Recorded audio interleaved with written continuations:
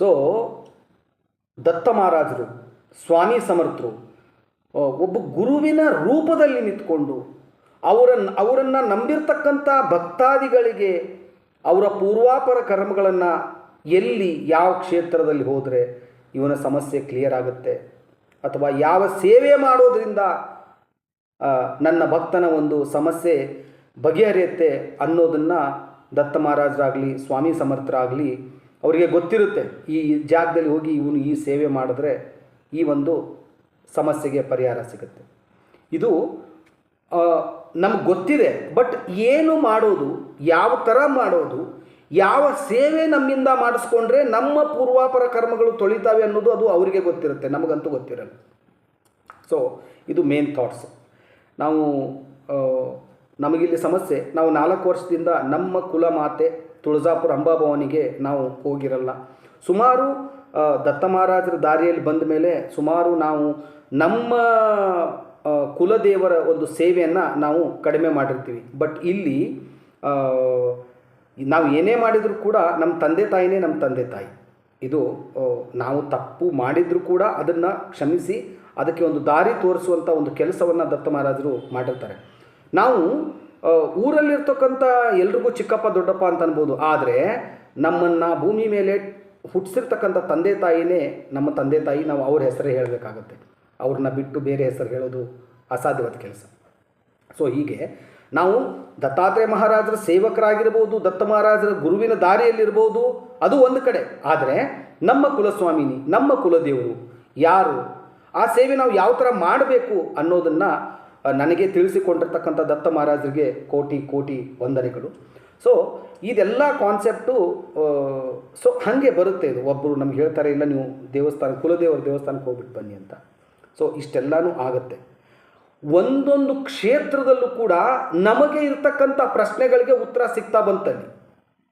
First ನಾವು ಶಿರಡಿಗೆ ಹೋದ್ವಿ. ಶಿರಡಿಗೆ ಹೋದಾಗ ಏನಾಯಿತು, ನಮಗೆ ಟ್ರೈನಲ್ಲಿ ಒಂದು 7 ಜನ ಹೆಣ್ಣುಮಕ್ಕಳು ಸಿಕ್ಕರು. ಸೊ ಅವ್ರಿಗೆ ಶಿರಡಿ ಬಗ್ಗೆ ಏನೂ ಗೊತ್ತಿಲ್ಲ. ಅವರು ಶಿವಮೊಗ್ಗದವರು, 7 ಜನ ಹೆಣ್ಣುಮಕ್ಕಳು, ಅವರು ಶಿವಮೊಗ್ಗದವರು.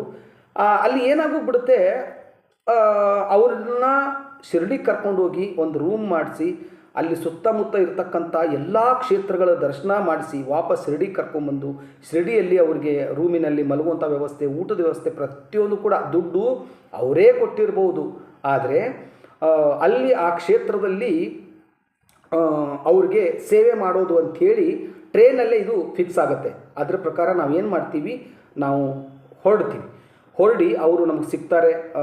ಶಿರಡಿಗೆ ಹೋಗ್ಬಿಟ್ಟು ಒಂದು ರೂಮ್ ಮಾಡ್ಕೋತೀವಿ. ರೂಮ್ ಮಾಡ್ಕೊಂಡು ಆದ ತಕ್ಷಣ ಮಾರನೇ ದಿವಸ ಅವ್ರನ್ನ ಕರ್ಕೊಂಡು ಶನಿ ಸಿಂಗ್ನಾಪುರ್ಗೆ ನಾವು ಹೋಗ್ತೀವಿ.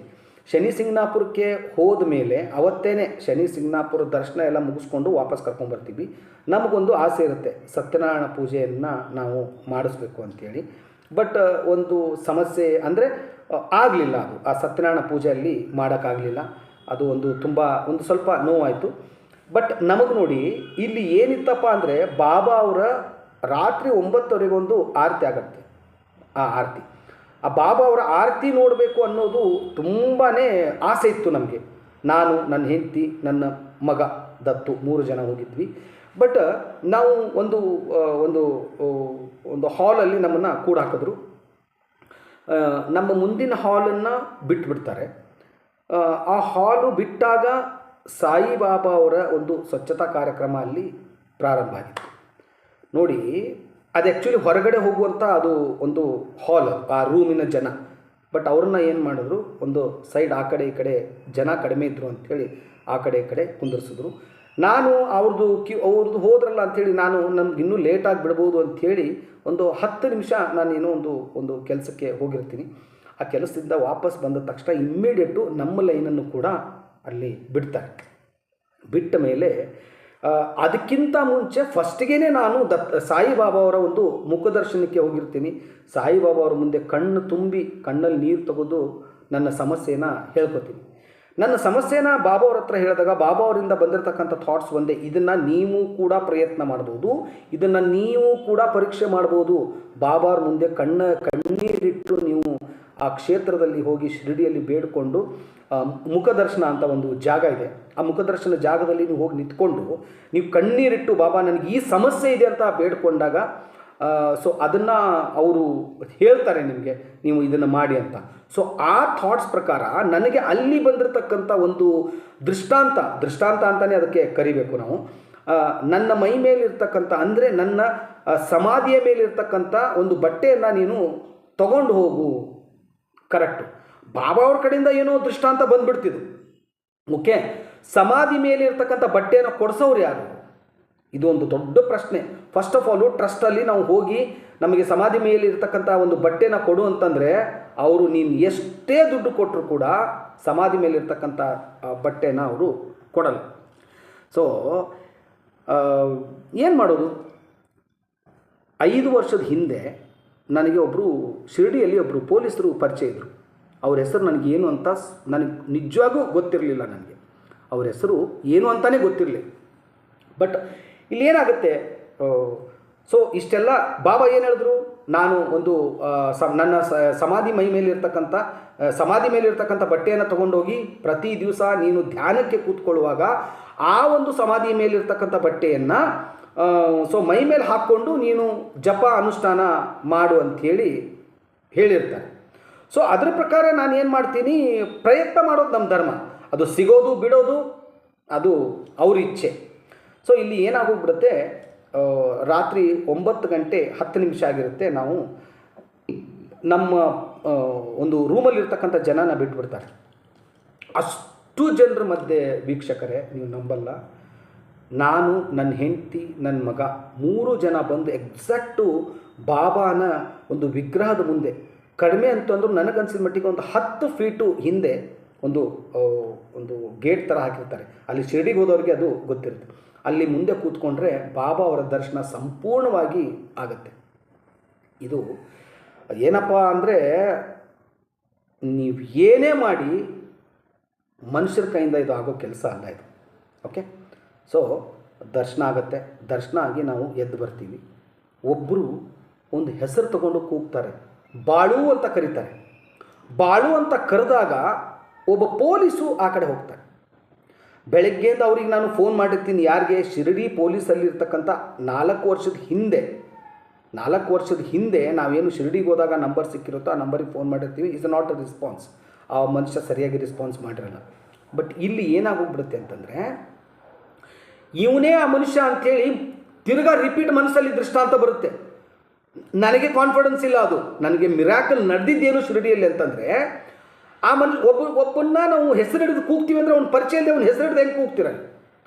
ನಾನು ಬಾಬಾನ ಮೇಲೆ ಒಂದು ಜವಾಬ್ದಾರಿ ಹಾಕಿಬಿಟ್ಟು ಬಾಳು ಅಣ್ಣ ಅಂತ ಅವನ್ನ ಕರಿತೀನಿ. ಅವನು ನನ್ನ ನೋಡಿಬಿಟ್ಟು ಬಂದ್ಬಿಟ್ಟು, ಓ ನೀವೇ ಅಲ್ವಾ ಬೆಂಗಳೂರಿಂದ ಬಂದಿರೋರು, ಇದು ನೋಡಿ ಎಷ್ಟು ಅದ್ಭುತವಾಗಿದೆ, ನೀವೇ ಅಲ್ವಾ ಬೆಂಗಳೂರಿಂದ ಬಂದಿರೋರು, ನಿಮ್ಮದು ಫೋನ್ ಬಂದಿದ್ದು ನನಗೆ ಗೊತ್ತಿದೆ, ಬಟ್ ಕಾರಣಾಂತರಗಳಿಂದ ನನಗೆ ಫೋನ್ ಮಾಡೋಕ್ಕಾಗಲಿಲ್ಲ. ನೀವು ದರ್ಶನ ಮುಗಿಸ್ಕೊಂಡು ವಾಪಸ್ ಬನ್ನಿ, ನಾನು ನಿಮಗೆ ಹೊರಗಡೆ ಬಂದು ಭೇಟಿ ಆಗ್ತೀನಿ. ಸೊ ಇದು ಮುಗೀತು. ದರ್ಶನ ಎಲ್ಲ ಮುಗಿಸ್ಕೊಂಡು ಹೊರಗಡೆ ಬಂದು ಅವರು ಬಂದು ನಿಂತಿರ್ತಾನೆ. ಬಂದು ನಿಂತ ತಕ್ಷಣ ಅವರು ಫಸ್ಟು ಬಾಬಾ ಅವ್ರಿಗೆ ನೈವೇದ್ಯ ಆಗಿರ್ತಕ್ಕಂತಹ ಒಂದು, ಅವತ್ತು ಏಕಾದಶಿ ಇತ್ತು, ಆ ಪ್ರಸಾದ ಕೂಡ ಇವತ್ತಿಗೂ ನಾನು ನಿಮಗೆ ತೋರ್ಸೋಕ್ಕೆ ಅಂತ ಇಟ್ಟಿದ್ದೀನಿ. 1 ನಿಮಿಷ ಅದನ್ನು ಕೂಡ ನಿಮಗೆ ತೋರಿಸ್ತೀನಿ, ನೋಡಿ ನೀವು ನೋಡಿ. ಈ ಪ್ರಸಾದ ಇದು ಸುಮಾರು 5 ಹಣ್ಣುಗಳ ಒಂದು ಪ್ರಸಾದ ನೀವು ಗಮನಿಸ್ತಾ ಇರ್ಬೋದು. ಇದರ ಜೊತೆ ಬೇವಿನ ಎಲೆ ಕೂಡ ಬಂದಿದೆ. ಆ ಬೇವಿನ ಎಲೆ ಕೂಡ ಒಂದು ಚೂರು ಕಟ್ ಪೀಸ್ ಆಗಿರ್ತಕ್ಕಂಥ ಈ ಒಂದು ಪೀಸ್ ಇದೆ. ಇದು ಬಾಬಾ ಅವರ ಪ್ರಸಾದದ ಜೊತೆ ಅವರೇ ಅಂಟಿಸಿರ್ತಕ್ಕಂತಹ ಆ ಒಂದು ಬೇವಿನ ಗಿಡದ ಎಲೆ ಇದು. ಅಂದರೆ ನಾನು ನಿಮಗೆ ಇದನ್ನು ಯಾಕೆ ಇಷ್ಟು 5 ಹಣ್ಣುಗಳು ಇದು ನಿಮಗೆ ತೋರಿಸ್ತಾ ಇದ್ದೀನಿ. ಒಂದು ಹಣ್ಣನ್ನು ನಾವು ಅಲ್ಲೇ ಗಂಡ ಹೆಂಡತಿ ಮಕ್ಕಳು ಅದನ್ನು ಪ್ರಸಾದ ಅಂತ ನಾವು ತಿಂದ್ವಿ ಅದನ್ನು. ಸೊ ಇದನ್ನು ಇದು ಯಾವುದು ನಮ್ಗೆ ಗೊತ್ತಿಲ್ಲ ಇದು.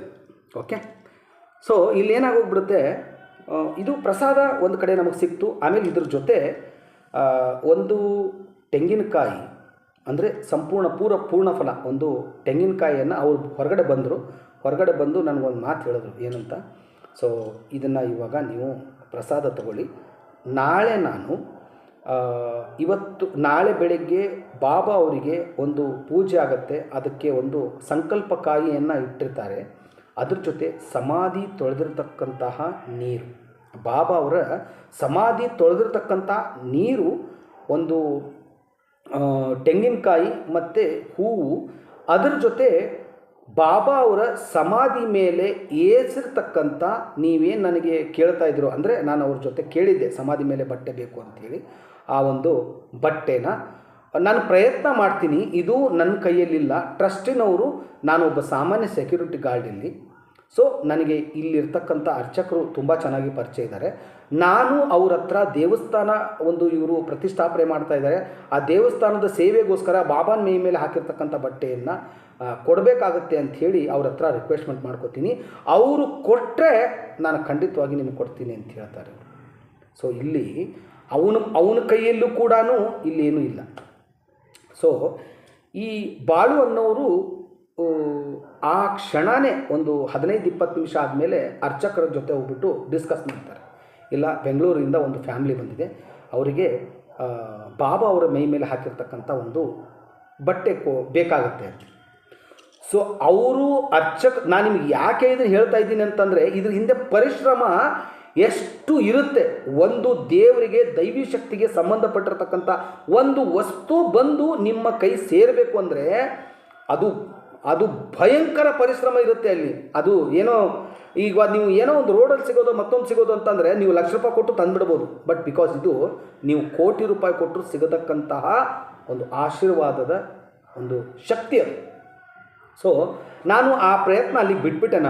ನಾನು ಮಹಾರಾಜರಿಗೆ, ಬಾಬಾಗೆ ಕೇಳಿಕೊಂಡೆ, ಬಾಬಾ ನನ್ನ ಪ್ರಯತ್ನ ಇಲ್ಲಿ ಮುಗಿದಿದೆ, ಇನ್ನು ಮುಂದೆ ದತ್ತ ಮಹಾರಾಜರು ಉಂಟು, ನೀವು ಉಂಟು, ಸ್ವಾಮಿ ಸಮರ್ಥರು ಉಂಟು. ಯಾಕಂದರೆ ಎಲ್ಲರೂ ಒಂದೇ, ದತ್ತ ಮಹಾರಾಜರು, ಶಿರಡಿ ಸಾಯಿಬಾಬಾ, ರಾಯರು, ಸ್ವಾಮಿ ಸಮರ್ಥರು ಎಲ್ಲರೂ ಒಂದೇ.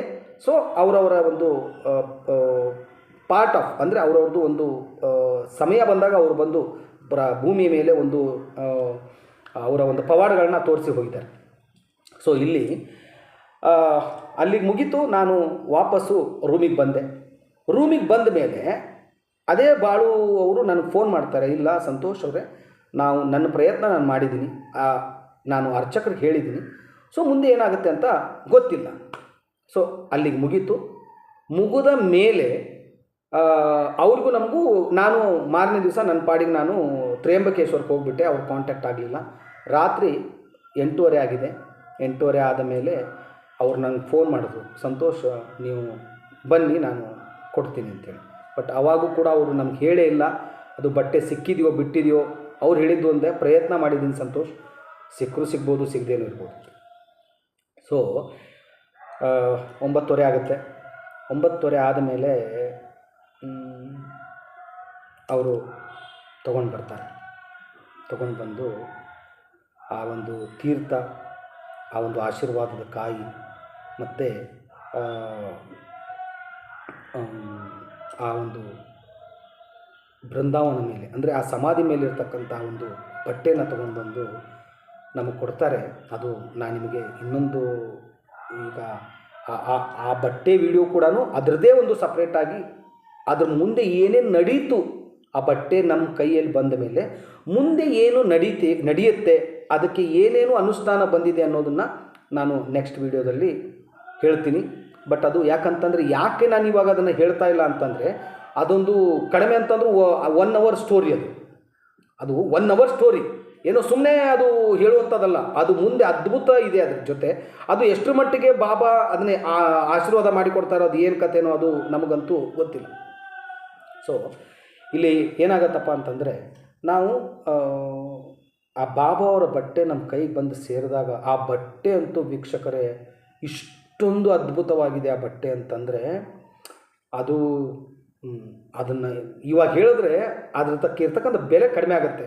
ಆ ಬಟ್ಟೆನ ನಿಮಗೆ ತೋರಿಸಿ ಅದ್ರ ಬಗ್ಗೆ ನಾನು ಹೇಳ್ತೀನಿ. ಸೊ ಇಲ್ಲಿಗೆ ಇದು ಬಾಬಾ ಅವರ ಏನೇನು ವಸ್ತುಗಳು ನಮಗೆ ಸಿಗಬೇಕಾಗಿತ್ತೋ ಎಲ್ಲ ವಸ್ತುಗಳು ಕೂಡ ನಾವು ತಗೊಂಡು ತ್ರ್ಯಂಬಕೇಶ್ವರದ ಒಂದು ದರ್ಶನ ಮಾಡಿಕೊಂಡು ಅಲ್ಲಿಂದ ತುಳಜಾಪುರ ಅಂಬಾಭವಾನಿಗೆ ನಾವು ಹೋಗ್ತೀವಿ.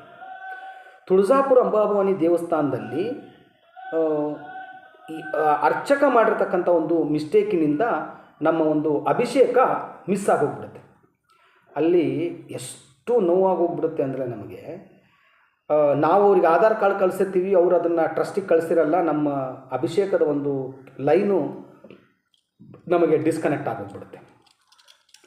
ಸೊ ಅರ್ಚಕರಿಗೂ ನಮಗೇನೋ ಒಂದು ಮಾನಸಿಕವಾಗಿ ಬೇಜಾರಾಗಿ ನಾವು ದೇವಸ್ಥಾನ ಹತ್ರ ಬಂದುಬಿಡ್ತೀವಿ.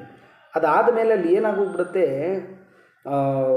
ಅಲ್ಲಿಂದ ದೇವಸ್ಥಾನಕ್ಕೆ ಹತ್ತಿರ ಬರ್ತೀವಿ, ಒಬ್ಬರು ಅರ್ಚಕರು ಭೇಟಿ ಆಗ್ತಾರೆ, ಇಂತಿಷ್ಟು ಅಮೌಂಟ್ ಕೊಡ್ತೀವಿ ಅಂತ ಹೇಳ್ತಾರೆ. ಆ ಮನುಷ್ಯ ಲಾಸ್ಟಿಗೆ ಒಂದು ಮಾತು ಹೇಳ್ತಾನೆ, ಅಭಿಷೇಕ ನಾನು ಮಾಡಿಸ್ಕೊಡ್ತೀನಿ, ಆದರೆ ನೀವಿಬ್ಬರು ಗಂಡ ಹೆಂಡತಿ ಒಳಗಡೆ ಬರೋಕ್ಕಾಗಲ್ಲ, ನಿಮ್ಮ ಮಗನ್ನ ಒಳಗಡೆ ಕರ್ಕೊಂಡು ಹೋಗ್ಬೋದು. ಧನ್ಯೋಸ್ಮಿ ಜನ್ಮ. ನಮಗೆ ಕಾನ್ಸೆಪ್ಟ್ ಇರೋದು ನಮ್ಮ ತಲೆಯಲ್ಲಿ ಒಂದೇ, ನಮ್ಮ ಫ್ಯಾಮಿಲಿ ವತಿಯಿಂದ ಅಭಿಷೇಕ ಆಗಬೇಕು. ಬಟ್ ಅಭಿಷೇಕ ಮಾಡಿಸೋದು ಅಂತ ನಾವು ಕೈ ಬಿಟ್ಬಿಟ್ಟಿದ್ವಿ. ನಾವು ನೆಕ್ಸ್ಟ್ ಟೈಮ್ ಯಾವಾಗಾದರೂ ಬಂದರೆ ಮಾಡಿಸ್ಕೊತೀವಿ ಅಂತೇಳಿ ನಾನು ಮಹಾರಾಜರು ಬೇಡ್ಕೊಂಡ್ಬಂದೆ. ಏನಪ್ಪ ಮಹಾರಾಜರು ಇದು, ನಾವು ಏನು ಕರ್ಮ ಮಾಡಿದ್ದೀವೋ ಏನೋ, ನಮಗಿನ್ನೂ ಸಮಸ್ಯೆ ಕಾಡ್ತಾ ಇದೆಯಲ್ಲ ಅಂತ. ಸೊ ಅಲ್ಲಿ ಅವರು ಅರ್ಚಕರು ಬಂದು ಏನು ಹೇಳಿದ್ರು, ನಿಮ್ಮ ಮಗನ ನಾನು ಆ ಮಹಾತಾಯಿ ಹತ್ರ ಕರ್ಕೊಂಡು ಹೋಗ್ತೀನಿ. ಆ ಒಂದು ನನ್ನ ಮಗನ್ನ ಆ ಮಹಾತಾಯಿ ಹತ್ರ ಕರ್ಕೊಂಡು ಹೋಗಿ ಆ ಮಹಾತಾಯಿ ಮುಂದೆ ನಿಲ್ಲಿಸಿ, ಆ ತಾಯಿಗೆ ಜಗನ್ಮಾತೆ ಅವಳು, ಎಷ್ಟೋ ಶಕ್ತಿಪೀಠಗಳಲ್ಲಿ ಕೂಡ ತುಳಜಾಪುರ ಅಂಬಾಭವಾನಿ ಒಂದು ಕ್ಷೇತ್ರ ಅದ್ಭುತ ಶಕ್ತಿಪೀಠ. ಆ ಶಕ್ತಿಪೀಠದ ಮೂಲ ವಿಗ್ರಹದ ಮುಂದೆ ನನ್ನ ಮಗನ ಕರ್ಕೊಂಡು ಹೋಗಿ ಆ ತಾಯಿಗೆ ಅಭಿಷೇಕ ಮಾಡಿಸಿ, ಆ ಅಭಿಷೇಕ ಆಗಿರ್ತಕ್ಕಂಥವು ಎಲ್ಲವನ್ನು ಅಭಿಷೇಕ ಹೊರಗಡೆ ತೊಗೊಂಡು ಬಂದು ನಮ್ಮ ಮೇಲೆ ಅಭಿಷೇಕ ಕೊಟ್ಟು ನನ್ನ ಹೆಂಡತಿಗೆ ಆ ಒಂದು ಅಂದರೆ ಅರಿಶಿನ ಕುಂಕುಮ ಬಳೆ ಆ ಹಣ್ಣು ಎಲ್ಲವನ್ನೂ ಮಡಲು ತುಂಬ್ತಾರೆ. ಅಂದರೆ ಇಲ್ಲಿ ನಿಮಗೆ ಮತ್ತೆ ಏನು ಹೇಳ್ತೀನಿ ಅಂತಂದರೆ, ದೈವಿ ಶಕ್ತಿ ಒಲಿದ್ರೆ ಮಾತ್ರ, ದೇವಿ ಶಕ್ತಿ ದೇವರ ಶಕ್ತಿ ಮಾತ್ರನೇ ಈ ಕಾರ್ಯವನ್ನು ಮಾಡ್ಬೋದು. ಎಲ್ಲಿ ಆಗಲ್ಲ ಅಂತ ನೀವು ಬಿದ್ದುಬಿಡ್ತೀರೋ ಅಲ್ಲಿ ಆ ಒಂದು ದೈವಿ ಶಕ್ತಿ ಬಂದು ಕೈ ಹಿಡಿದು ಎತ್ತಬೇಕು. ಅಷ್ಟಕ್ಕೆ ಅದೇನಾಗೋಗ್ಬಿಡುತ್ತೆ, ನಾವು ಹೊರಗಡೆ ಬರ್ತೀವಿ. ಹೊರಗಡೆ ಬಂದ ಮೇಲೆ ಅವರು ನಮ್ಗೆ ಹೇಳ್ತಾರೆ, ಇಲ್ಲ ನೀವು ಪ್ರತಿ ವರ್ಷಕ್ಕೆ ಒಂದು ಸಾರಿ ಆದರೂ ಈ ತಾಯಿ ಒಂದು ದರ್ಶನ ಮಾಡಿಕೊಂಡು ಯಾವ್ಯಾವ ಸೇವೆಗಳು ಎಲ್ಲ ನಿಂತ್ಕೊಂಡಿದೆಯೋ ನಿಮ್ಮ ಮನೆಯಲ್ಲಿ ಆ ಸೇವೆಗಳನ್ನು ಪುನರ್ ಪ್ರಾರಂಭಿಸಿ ಅಂತ ಹೇಳಿ ಅಲ್ಲಿಂದ ನಮಗೆ ಅವು ಎಲ್ಲ ಪ್ರಸಾದಗಳನ್ನು ಕೊಟ್ಟು ನಮಗೆ ಕಳಿಸ್ತಾರೆ. ಕಳಿಸಿ ಅದು ತದನಂತರ ಅಲ್ಲಿಂದ ನಾವು ಅಕ್ಕಲಕೋಟೆಗೆ ಬರ್ತೀವಿ. ಸೊ ಅಕ್ಕಲಕೋಟೆಯಲ್ಲಿ ನಮಗೊಂದು ಆಸೆ ಇತ್ತು, ಅಭಿಷೇಕ ಮಾಡಿಸ್ಬೇಕು. ಆ ಅಭಿಷೇಕದ ವಿಡಿಯೋ ಕೂಡ ಇದರಲ್ಲಿ ನಾನು ಕೊನೆಯದಾಗಿ ಆ್ಯಡ್ ಮಾಡ್ತೀನಿ, ಅದನ್ನು ಕೂಡ ನೀವು ನೋಡಿ. ಕೊನೆವರೆಗೂ ಕೂಡ ಈ ಒಂದು ವಿಡಿಯೋನ ಸ್ಕಿಪ್ ಮಾಡಬೇಡಿ. ಅಕ್ಕಲಕೋಟೆಯಲ್ಲಿ ನನಗೆ ಒಂದು ಆಸೆ ಏನಪ್ಪ ಅಂದರೆ, ನಾನು ನನ್ನ ಮಗ ನನ್ನ ಹೆಂಡತಿ ಕೂತ್ಕೊಂಡು ಆ ಒಂದು ಅಕ್ಕಲಕೋಟೆಯಲ್ಲಿರ್ತಕ್ಕಂಥ ಒಂದು ಸಮಾಧಿಯಲ್ಲಿ ಮುಂದೆ ಅಭಿಷೇಕ ಮಾಡ್ತಾರೆ, ಪಾದುಕೆ ಅಭಿಷೇಕ. ಆ ಪಾದುಕೆ ಅಭಿಷೇಕ ಮಾಡಿಸ್ಕೊಂಡು ಆ ಒಂದು ಸ್ವಾಮಿ ಸಮರ್ಥರ ಒಂದು ಸೇವೆ ಮಾಡಬೇಕು, ಆ ಒಂದು ಸಮಾಧಿ ಮುಟ್ಟಬೇಕು ಅನ್ನೋದು ಒಂದು ಆಸೆ ಇರುತ್ತೆ. ಸೊ ಅದರ ಪ್ರಕಾರ ಅಲ್ಲಿ ಹೋಗ್ತೀವಿ. ಆ ವಿಡಿಯೋ ಕೂಡ ಇದ್ರ ಜೊತೆ ನಾನು ಆ್ಯಡ್ ಮಾಡ್ತೀನಿ. ಆ ವಿಡಿಯೋ ತುಂಬಾ ಚೆನ್ನಾಗಿದೆ, ಅದನ್ನು ನೀವು ಕೂಡ ಅದನ್ನು ಲಾಸ್ಟಲ್ಲಿ ನೀವು ನೋಡಿ. ಅಲ್ಲಿಂದ ಮುಗಿಸ್ಕೊಂಡು ನಾವು ಎಲ್ಲಿಗೆ ಬರ್ತೀವಪ್ಪ ಅಂದರೆ, ನನಗೊಂದು ಮೈಂಡ್ ಸೆಟ್ ಇರುತ್ತೆ, ಅದು ನಮ್ಮ ಕುಟುಂಬದ ಕೈಯಿಂದ ಇದು ಆಗಬೇಕು ಮಾಡಬೇಕು ಅಂಥೇಳಿ. ಸೊ ಅಲ್ಲಿ ಆದ ನಂತರ ವಾಪಸ್ ನಾವು ಗಾಣಗಾಪುರಕ್ಕೆ ಬರ್ತೀವಿ. ಗಾಣಗಾಪುರದಲ್ಲಿ ಸಮಯ ಇರುತ್ತೆ, ಏನಪ್ಪ ಅಂದರೆ 12:30ವರೆಗೂ ಮಾತ್ರ ಅಲ್ಲಿ ಅಭಿಷೇಕ, ಎಲ್ಲಿ ಗಾಣಗಾಪುರದಲ್ಲಿ. ಇಷ್ಟು ಪೀಕ್ ಅವರ್ ಟೈಮಿಂಗು ಎಲ್ಲ ಎಷ್ಟು ಗಂಟೆ, ನಾವು 10 ಗಂಟೆ ಆದರೂ ನಾವು ಇನ್ನೂ ಅಕ್ಕಲಕೋಟೆಯಲ್ಲೇ ಇದ್ದೀವಿ. ಸೊ ನಮಗೇನು ಬೇಜಾರಾಗೋಗ್ಬಿಡುತ್ತೆ, ಏನಪ್ಪ ಇದು, ನಾವು ಗಾಣಗಾಪುರಕ್ಕೆ ಹೋಗಿ ಅಭಿಷೇಕ ಮಾಡಬೇಕನ್ನೋ ಒಂದು ಆಸೆಯಾಗೇ ಉಳಿಯುತ್ತೋ ಏನೋ ಅಂಥೇಳಿ ತುಂಬ ಬೇಜಾರಾಗೋಗ್ಬಿಡುತ್ತೆ. ಸೊ ಆದರೂ ಕೂಡ ನಾವು ಅಕ್ಕಲಕೋಟೆ ಮುಗಿಸ್ಕೊಂಡು ಗಾಣಗಾಪುರಕ್ಕೆ ಹೋಗ್ತೀವಿ. ಗಾಣಗಾಪುರದಲ್ಲೂ ಕೂಡ ನಾನು ನನ್ನ ಹೆಂಡತಿ ನಾವೆಲ್ಲರೂ ಕೂತ್ಕೊಂಡು ಆ ಒಂದು ದತ್ತ ಮಹಾರಾಜರ ಒಂದು ಸೇವೆ ಅಭಿಷೇಕವನ್ನೆಲ್ಲ ಮಾಡಿ ಆ ಒಂದು ನಿರ್ಗುಣ ಪಾದುಕೆಯ ಒಂದು ದರ್ಶನ ಮುಗಿಸ್ಕೊಂಡು ವಾಪಸ್ಸು ಬೆಂಗಳೂರಿಗೆ ಬರ್ತೀವಿ. ಸೊ ಇದು ಓವರಾಲ್ ನಾವು ಏನೇನು ಮಾಡಿದ್ವಿ, ಮತ್ತು ಇವೆಲ್ಲವೂ ಕೂಡ ಆ ದತ್ತ ಮಹಾರಾಜರು ನಮಗೆ ಇದನ್ನು ತಿಳಿಸಿಕೊಟ್ಟು ಈ ಒಂದು ಸೇವೆಯನ್ನು ನಮ್ಮ ಕೈಯಿಂದ ಮಾಡಿಸ್ಕೊಂಡಿದ್ದಾರೆ. ಅದು ಪೂರ್ವಾಪರ ಪುಣ್ಯದ ಸುಕೃತದ ಸುಫಲ. ಅಂದರೆ ಇದಕ್ಕೆ ನಾವು ಬೆಲೆ ಕಟ್ಟೋಕ್ಕೆ ಆಗಲ್ಲ. ಅವರು ನಮ್ಮಿಂದ ಈ ಸೇವೆ ತಗೊಂಡಿದ್ದಾರೆ, ಈ ಒಂದು ಮಹಾನ್ ಅದ್ಭುತ ಸೇವೆಯನ್ನು ನಮ್ಮಿಂದ ಅವರು ಮಾಡಿಸ್ಕೊಂಡಿದ್ದಾರೆ. ಅದಕ್ಕೆ ನಾವು ಎಷ್ಟೇ ಕೃತಜ್ಞತೆ ಕೂಡ ದತ್ತ ಮಹಾರಾಜರಿಗೆ ತಿಳಿಸೋದು ಕೂಡ ಅದು ಕಡಿಮೆನೇ. ಮತ್ತು ನಾವು ಇವತ್ತು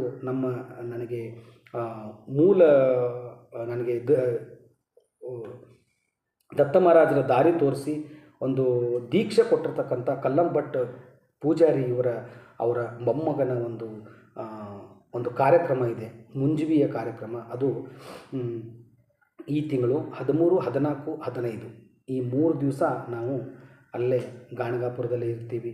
ಸೊ ಅಲ್ಲೇ ದೇವಸ್ಥಾನದಲ್ಲೇ ಮಲಗ್ತೀವಿ.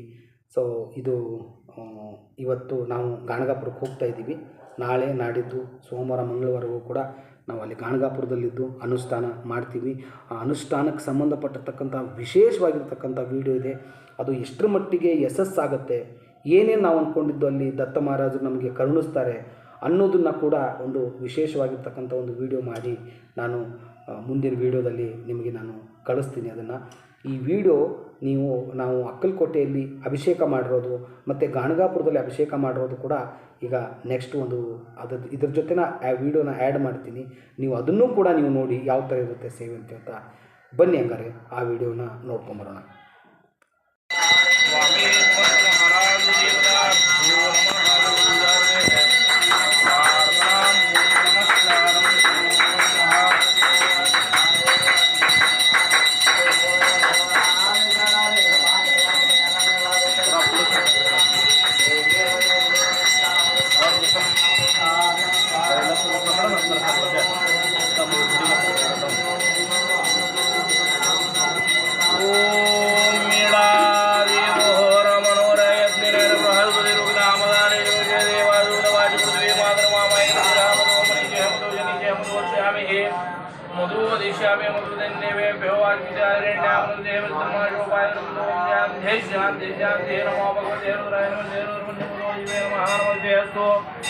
तन्वनया बाहुभ्यामुदे नमः नमयादुजुवायुजम्बोदे नोजवाजरयादेहरतरयुवादनोरभवरापापकाजिनी दयानन्दमाजन्दमयागिरिदन्दाभिजाभिषेः यामिषुं गिरिदन्दाजयवरजयवायुभाङ्गुर्वागिरिदेवरजयवागिरिजाच्छावदां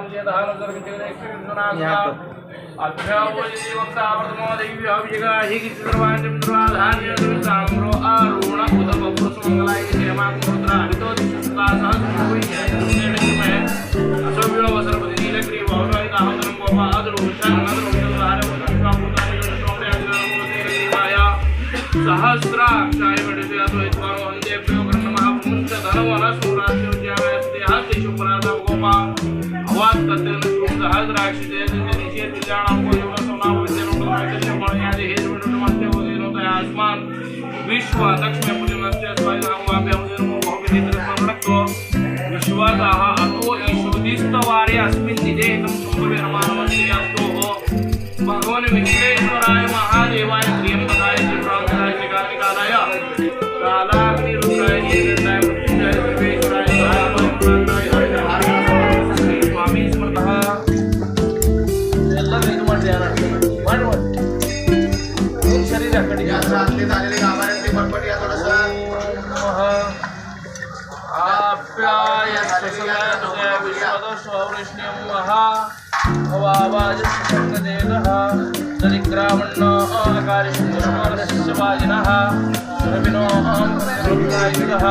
सद्गुरु श्री स्वामी महाराज देवता नमः दधिस्नानं समर्पयामः दधिस्नानान्तररूपे ऋतस्नानीयं समर्पयामः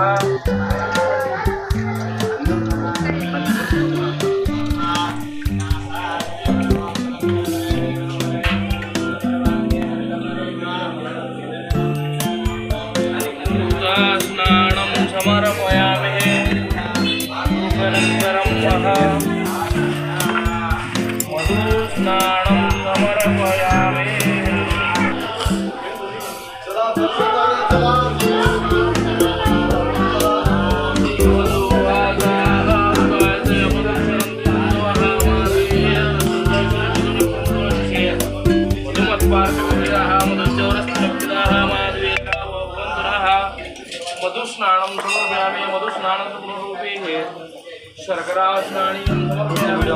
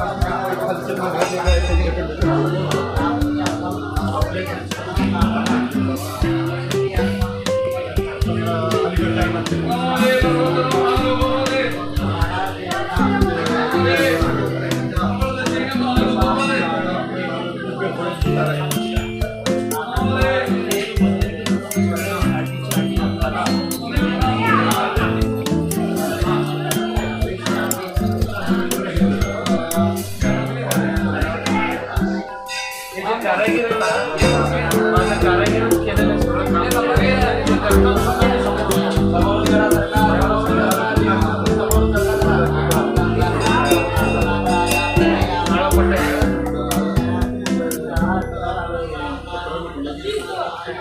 आमची पालखी पण तसंच दिसते एका साफ केलं सगळं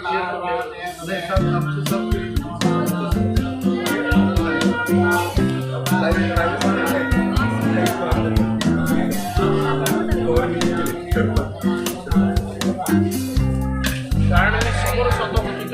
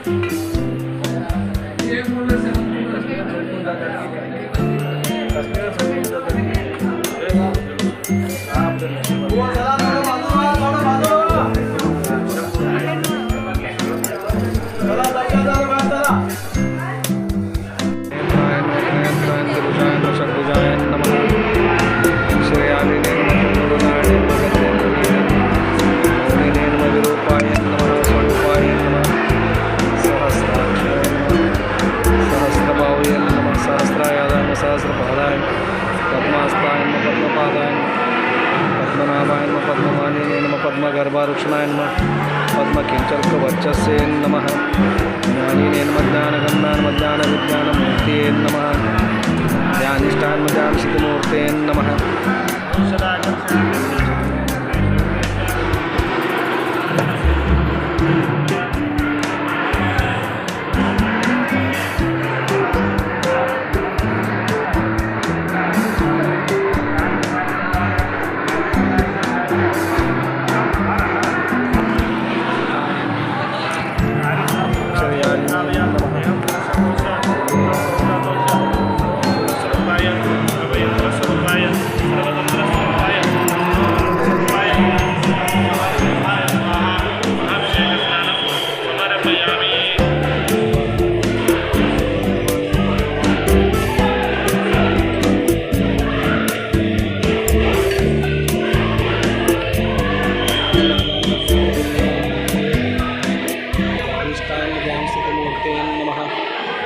चांगाय नमः चंदनगुप्तमूर्तये नमः